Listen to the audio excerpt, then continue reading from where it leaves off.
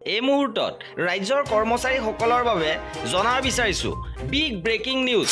কৰ্মচাৰীসকলৰ বাবে দুটাকৈ বৃহৎ সিদ্ধান্ত লোৱা হৈছে। একাংশ কৰ্মচাৰীক স্বেচ্ছামূলক অৱসৰ দিয়া হ'ব। ইপিনে কৰ্মচাৰীসকলৰ বাবে গুৱাহাটী উচ্চ ন্যায়ালয়ৰ ফালৰ পৰা এক গুৰুত্বপূৰ্ণ নিৰ্দেশনা আহিছে। সবিশেষ খবৰৰ বাবে ভিডিঅ'টো প্ৰথমৰ পৰা শেষলৈকে চাই থাকিব।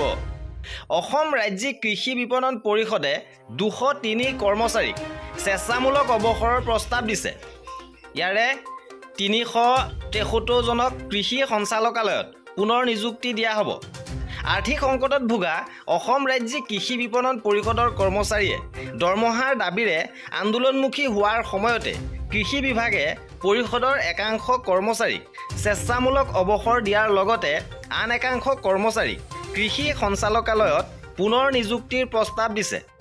এই ক্ষেত্ৰত বিপণন পৰিষদৰ মুখ্য কাৰ্যবাহী বিষয়াগৰাকীক বিত্ত বিভাগৰ নিয়মাৱলী পৰীক্ষা কৰি যাৱতীয় পদক্ষেপ ল'বলৈও পত্ৰযোগে নিৰ্দেশ দিয়া হৈছে। মন কৰিবলগীয়া যে বিগত 11 মাহৰো অধিক সময় ধৰি দৰমহা লাভ কৰা নাই কৃষি বিপণন পৰিষদৰ কৰ্মচাৰীসকলে। ইফালে হোমগাৰ্ড আৰু SPOক লৈ উচ্চ ন্যায়ালয়ৰ গুৰুত্বপূৰ্ণ নিৰ্দেশনা দিছে। চাকৰি হেৰুওৱা 700 SPOৰ পৰিয়াললৈ সকাহ প্ৰদান কৰা হৈছে। প্ৰায় 700 SPOৰ পৰিয়াললৈ সকাহ প্ৰদান কৰি ন্যায়ালয়ে নিৰ্দেশনা দিছে যে ৰাজ্যৰ হোমগাৰ্ড আৰু স্পেচিয়েল পুলিচ অফিচাৰক লৈ এই নিৰ্দেশনা দিয়া হৈছে। তেওঁলোকক পুনৰ নিযুক্তিৰ ক্ষেত্ৰত চৰকাৰক বিষয়টো বিবেচনা কৰাৰ বাবে নিৰ্দেশ দিয়া হৈছে।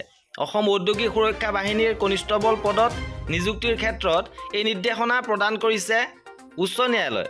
আৰু ইপিনে প্ৰায় 700 SPOৰ পৰিয়াললৈ সকাহ প্ৰদান কৰি ন্যায়ালয়ে দিছে নিৰ্দেশনা যে SPO হিচাপে দীৰ্ঘদিন কাম কৰাৰ পিছত হঠাৎ চাকৰি নোহোৱা হৈছিল তেওঁলোকৰ। বিভিন্ন সময়ত প্ৰতিবাদী কাৰ্যসূচী লোৱাৰ পিছতো গুৰুত্ব দিয়া হোৱা নাছিল চৰকাৰে। অৱশেষত উচ্চ ন্যায়ালয়ৰ ৰায় সকাহ দিলে আধাতে চাকৰি হেৰুওৱা PSOসকলক। আৰু এই আছিল আজিৰ ভিডিঅ'টোত। আৰু কৰ্মচাৰীসকলৰ এনেধৰণৰ খা খবৰৰ বাবে আমাৰ চেনেলটো ছাবস্ক্ৰাইব কৰি ৰাখিব। ভিডিঅ'টো শেষলৈকে চোৱাৰ বাবে বহুত ধন্যবাদ।